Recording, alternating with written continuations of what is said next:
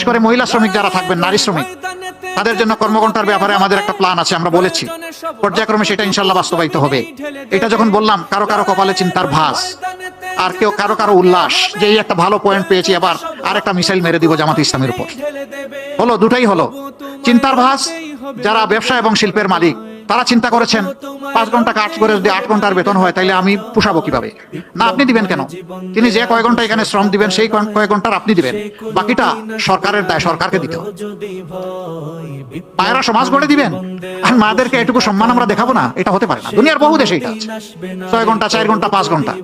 অনেকে আওয়াজ তুললো, এমনি নারীরা কর্মক্ষেত্রে সুযোগ পায় কম। এখন যখন নিয়োগকর্তা দেখবে যে তাদের কর্মঘণ্টা কম, তখন আর নিবেই না।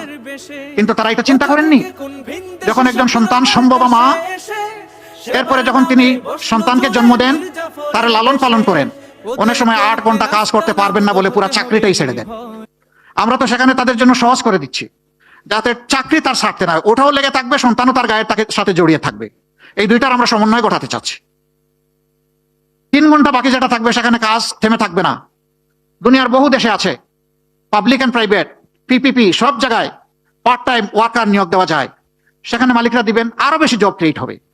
কোনো মা এমন থাকতে পারেন যে তিনি 5 ঘন্টা পারবেন না, 3 ঘন্টা করবেন, তিনি ওই